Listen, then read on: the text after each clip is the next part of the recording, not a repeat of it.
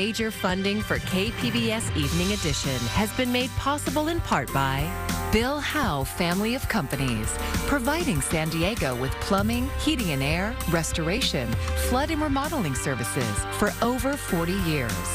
Call 1-800-BILL-HOWE or visit billhowe.com. And by the Conrad Prebys Foundation, Darlene Marcos Shiley, and by the following.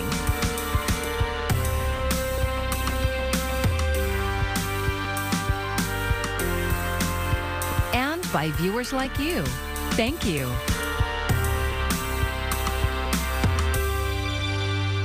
The campus community reacts. Thanks for joining us. I'm Matt Hoffman in for Maya Trabulsi. Students at San Diego State say they're disappointed by a decision not to charge 3 former Aztec football players for an alleged gang rape off campus. Today, a legal expert talks to KPBS's Alexander Nguyen about what may have led to the DA's decision.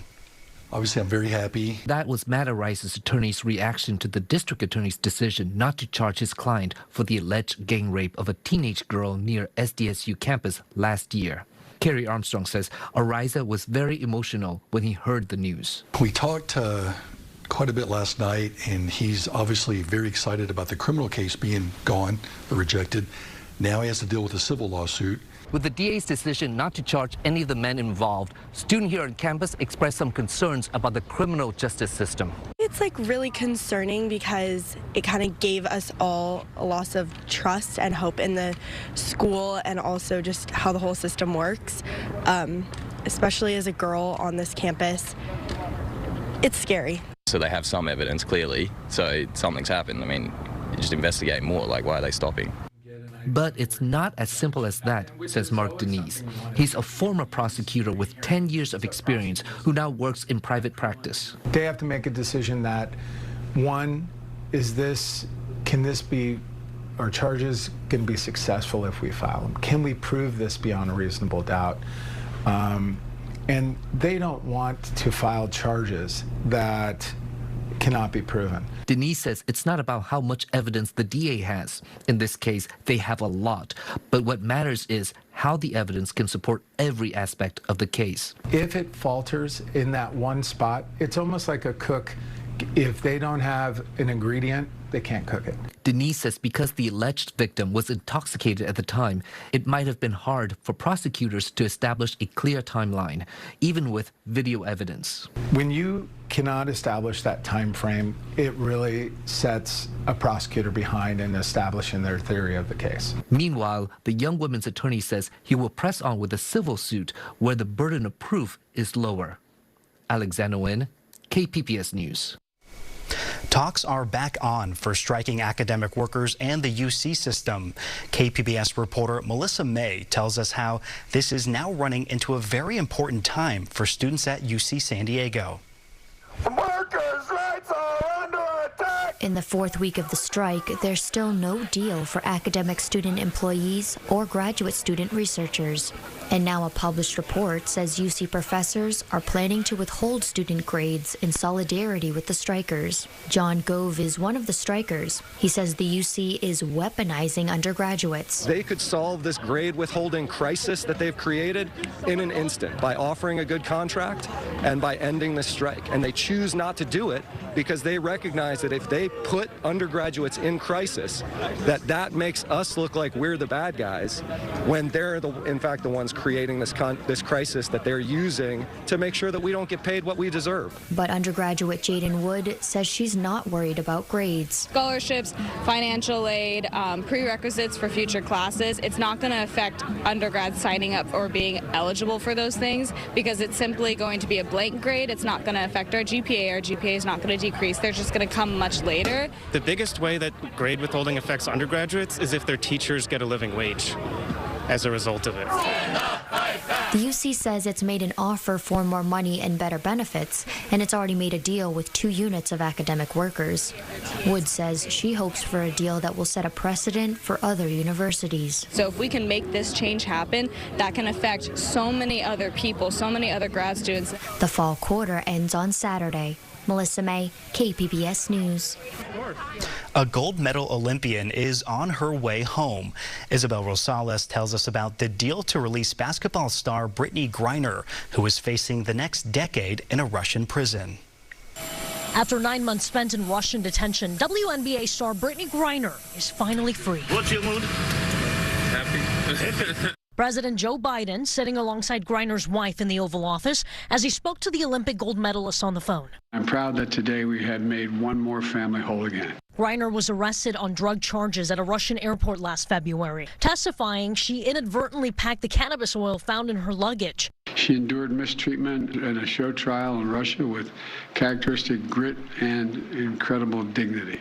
Greiner's lawyer confirming the release was part of a prisoner swap with convicted arms dealer Victor Boot. It is my job as President of the United States to make the hard calls and protect American citizens everywhere in the world. The exchange did not include Paul Whelan, another American the State Department has declared wrongfully detained in Russia. Unfortunately, the choice became to either bring Brittany home or no one. Speaking on the phone from a remote penal colony, Whelan expressed disappointment as he approaches 4 years in Russian custody. This is a precarious situation that needs to be resolved quickly. My bags are packed. I'm ready to go home. I just need an airplane to come and get me. Secretary of State Antony Blinken promises efforts to secure Whelan's release will continue. We will never relent until Paul, and for that matter, every other U.S. national held hostage or wrongfully detained abroad, is free. In Washington, Isabel Rosales, KPBS News.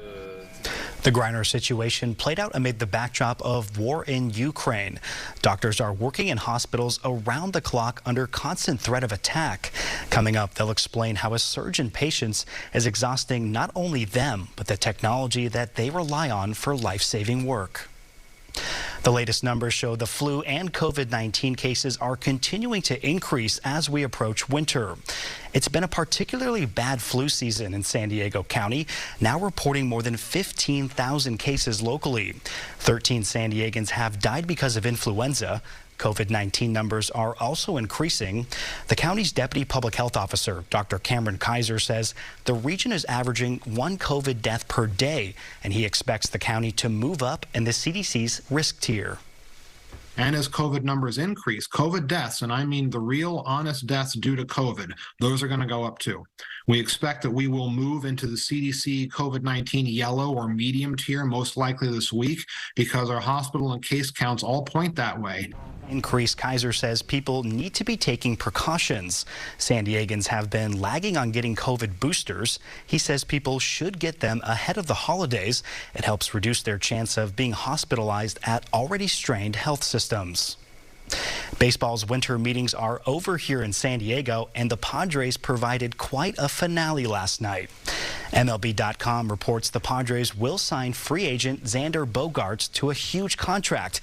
It's just worth around $280 million over 11 years. The team has yet to make an official announcement. Bogarts became a star with the Boston Red Sox in recent years. He won 2 World Series titles there. It's unclear where shortstop Fernando Tatis Jr. will play. He's set to return from suspension in April. Latina Equal Pay Day is a reminder that women's paychecks still fall short of men's, and Latinas fare even worse. KPBS reporter Kitty Alvarado says local leaders gathered to take action against the gap. Today is Latina Equal Pay Day, and Latina Equal Pay Day is the symbolic day marking the additional time a Latina needs to work to earn the same annual salary as her white male counterpart. Local leaders stood in front of the county administration building to say enough is enough. There is no economy without Latinas. That's right. We are the essential workers, we're childcare providers, we're business owners, we're the supervisors, and we're not going anywhere. County Supervisor and Vice Chair Nora Vargas said policymakers have a responsibility to create change, and everyone must demand employers create equal opportunity for all. Based on the current rate of progress, Latinas are not going to reach the equal pay with non-Latino men for more another 200 years or until 2020. 2 years or 730 days. That's how much longer a Latina who works full-time has to work to make as much money as a white male worker. That means a Latina makes 57 cents for every dollar white men make. And this adds up. During a career, it adds up to over $1 million. I'm also here as a man because men have a role to play in addressing this issue. Mayor Todd Gloria not only pledged to make the city's workforce more equitable, he challenged every employer in San Diego to do the same. I'd like to challenge all the allies here today and all the employers in this great city to do what the city of San Diego is doing. Look inside your organizations to understand how the national pay disparity is affecting your employees, and then pledge to take action within your own organization to model the behavior that we must model if we're going to address this issue and to put it to bed at last. Kitty Alvarado, KPBS News. Here's something we've never seen on our money until now. For the first time, paper currency will feature the signatures of two women, Treasury Secretary Janet Yellen and U.S. Treasurer Lynn Malerba. Malerba is also the first Native American to have their signature on U.S. currency. 1s and 5s are the first bills to enter circulation. That's expected early next year. Airbnb is once again taking steps to ban certain guests from turning homes into party houses. For New Year's Eve, those with a negative review or no history of bookings, they'll not be allowed to book a home throughout the site. Airbnb had a similar policy for Halloween this year. It follows other rules that the company has added since 2020. It's meant to reduce disruptive gatherings in residential neighborhoods. Zillow says the average price of a home in Escondido is $800,000. So it's not surprising that hundreds of families have signed up for a chance at a home costing less than half of that. KPBS North County reporter Tanya Thorne tells us out of those hundreds, only 10 will get a new set of house keys. San Diego Habitat for Humanity is building 10 homes off El Norte Parkway in Escondido. So what we're seeing here is the horizontal pads, the foundations for what's going to be 10 affordable home ownership homes. Kwafi Reed is the president of San Diego Habitat for Humanity. The homes are 3-bedroom, 2.5-bath duplexes. And these homes are, as with all of Habitat's products, going to be priced to be affordable for families that make 80% of the area median income. So for a family of 4, we're talking about a family that makes about $92,000. With a price tag of approximately $300,000 each, there's huge demand. We had 270 applicants apply for those 10 spots. It's tough, right, because the median price for a home in San Diego is, as we all know, $800,000 or so dollars. And so for working families who are trying to make that leap into home ownership, it can be really tough. Escondido Council member Consuelo Martinez says she isn't surprised so many families applied for the chance at affordable housing. Now these families are living with their parents in multi-generational homes, waiting to be able to buy something affordable, right? And they're saving that money, but they just can't enter that market yet. And so this is really going to provide an amazing opportunity for our families here in Escondido. Martinez says the opportunity comes as she sees gentrification happening and pushing residents out of the city. You know, I noticed that a lot of the older homes are being purchased by investors. They're being gutted and remodeled and sold at a really exorbitant price. So it's really pricing out a lot of folks. So for me, it's something that I'm very concerned about. I don't want my residents to be displaced. Although 10 affordable homes is a small feat, Martinez says it's a start in the right direction at having more affordable housing in Escondido. A start that Maribel Valle says many families hope for. Valle works as a liaison for families at Mission Middle School and let them know about the opportunity. I immediately started, talking to my families and letting them know, this is happening, you should apply, because I know the need. I know the need in this community. So. As she was promoting the application, Valle realized she also had a need for an opportunity like this. When I started looking at the requirements, I began to think of myself too. I'm in that situation, so I did go through the application process. She's currently renting a room and doesn't have the space for her children. If she is selected, she says it would change everything. It would be beautiful to have my children back with me living, and it's something that I'm hoping for. Habitat for Humanity will be reviewing applications and expects to have the families selected before the end of the year. For us, what that means is we get to pick 10 extremely qualified, hardworking families that fit all of the criteria that you'd like to see. But it breaks our heart that we had to say no to some 260 plus otherwise really qualified families who also deserve this dream of home ownership. Families must be in need of improved housing, willing to participate in the building of the home, and have a stable income in order to qualify. The city of Escondido and the state each contributed $1 million for the project. Reed says it's those partnerships, donors, and volunteers that make their mission possible. We have costs for our development that aren't as high as market rate, but they're pretty close. So the difference for us is we're not passing those costs along to our home buyers. We are working with partners to help make it affordable so that other people can get that dream of home ownership without having to pay $800,000 and $900,000 for their house. He says the mortgages won't exceed 30% of the family's gross income, and that affordability allows families to be healthier, kids thrive in school, and can be a resource for the future. Tanya Thorne, KPBS News. In recent weeks, the U.S. government has called TikTok a national security risk. Now a high-ranking official is calling for an outright ban. Ivan Rodriguez has an update on the questions surrounding the social media giant. Troubles expanding for TikTok in the United States, with Texas and Maryland joining South Dakota, South Carolina, and Nebraska and prohibiting the use of the app on government-issued devices. Indiana's Attorney General has now filed 2 lawsuits against the social media giant for allegedly exposing minors to mature content and deceiving users about China's access to their data. The Biden administration is focused on challenge of certain countries, including China, seeking to leverage digital technologies and America's data in ways that present unacceptable national security risk. The U.S. Committee on Foreign Investment has been in negotiations with China, trying to resolve concerns that Chinese government authorities could seek to gain access to the data TikTok holds on U.S. citizens. The problem is with China, there's no distinction between the government and the private sector. Everybody works for the government one way or another. FCC Commissioner Brendan Carr says the U.S. government should ban TikTok over national security concerns. Some lawmakers are sharing those sentiments. But the Chinese are really into stealing data and collecting data. And this is one huge way to do that. And they're going to have every keystroke, everything you enter, every comment. I think it is very dangerous. Ivan Rodriguez, KPBS News. Millions of us have an iPhone in our pocket, and Apple says it will make the data stored on them safer. The company is strengthening its encryption technology, which will make it harder for hackers to steal your photos, chats, and other information.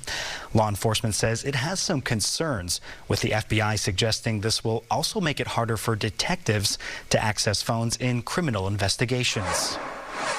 A mega merger in the video game industry is getting some new scrutiny. The Federal Trade Commission is suing to block Microsoft's proposed purchase of Activision. The Southern California company makes hit games like Call of Duty and Candy Crush.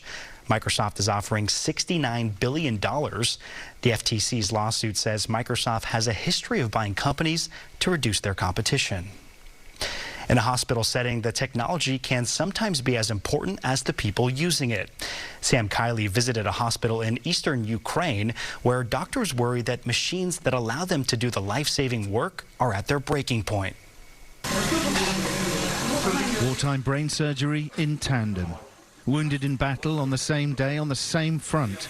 2 young men, the focus of these over-practiced neurosurgeons. Kramatorsk is often bombed. The windows, even in here, are taped to slow flying glass. The effort is intense to repair brains, to save lives, memories, loves and future dreams. They would have little idea where to start their delicate work if they didn't have use of this CT scanner. It can pinpoint damage, find what it's done, and it gives surgeons a plan of action.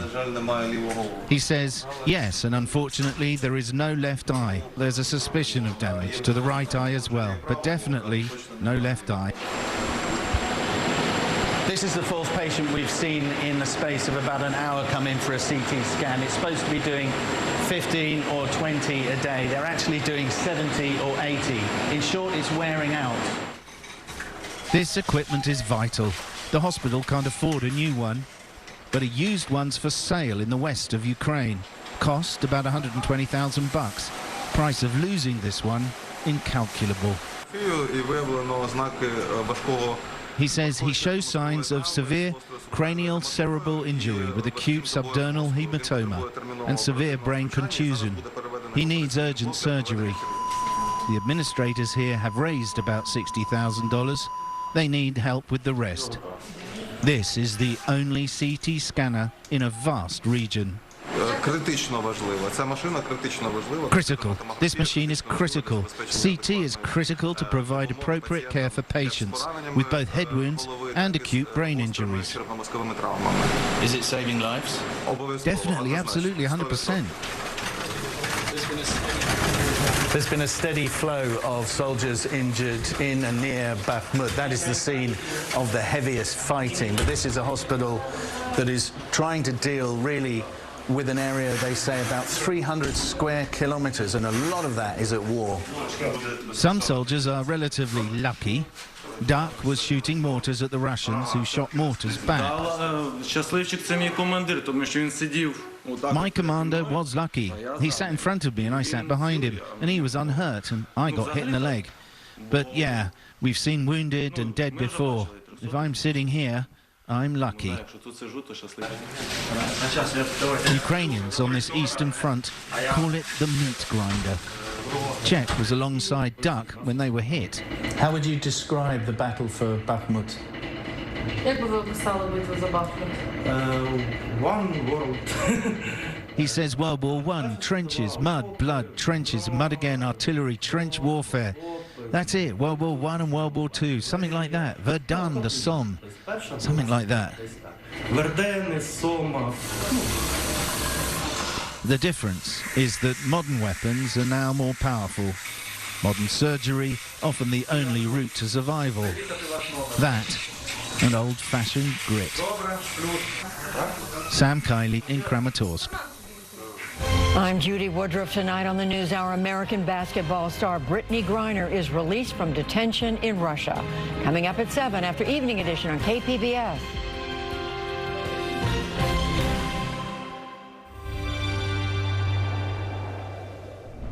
Our cool, dry weather continues for a couple more days, but over the weekend, looks like a soaking rain is on the way. And looking back, it's been about a month since we've seen a significant widespread rain, but it's coming.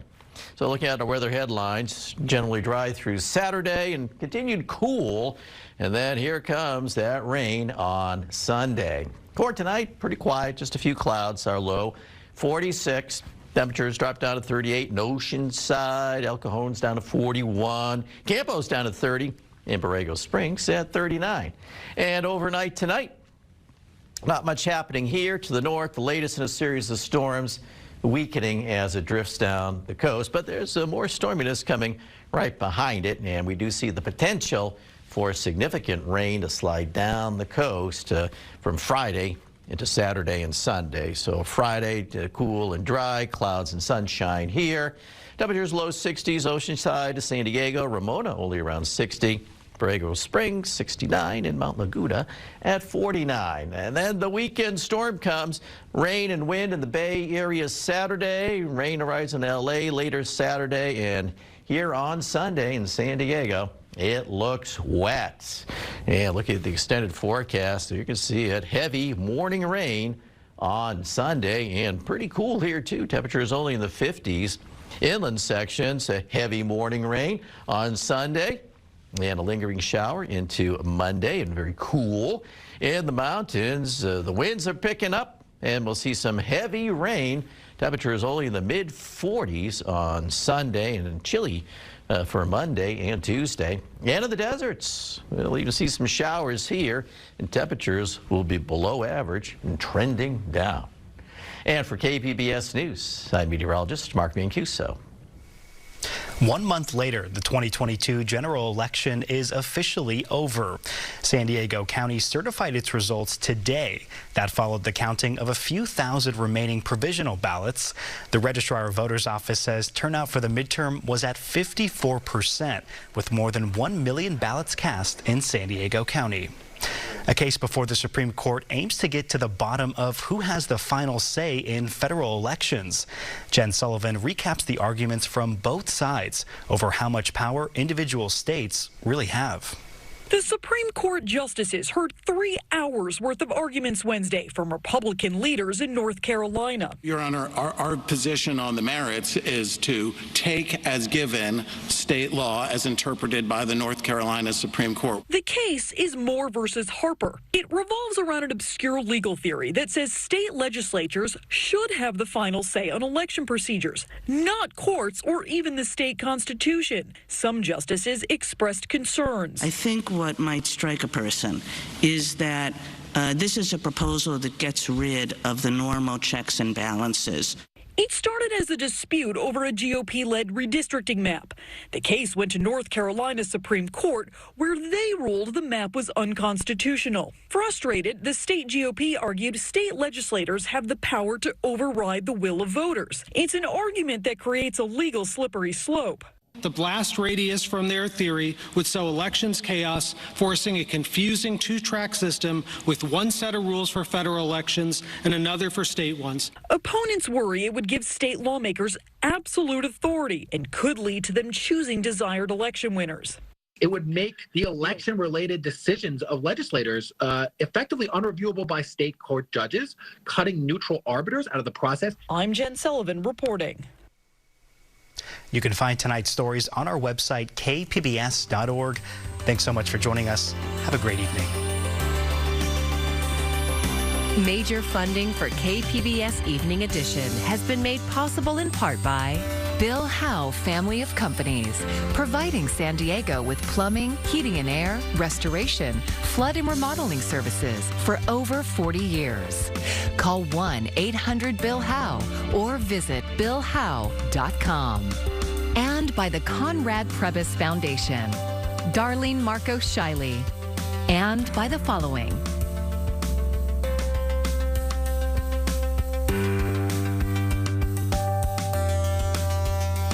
And by viewers like you. Thank you.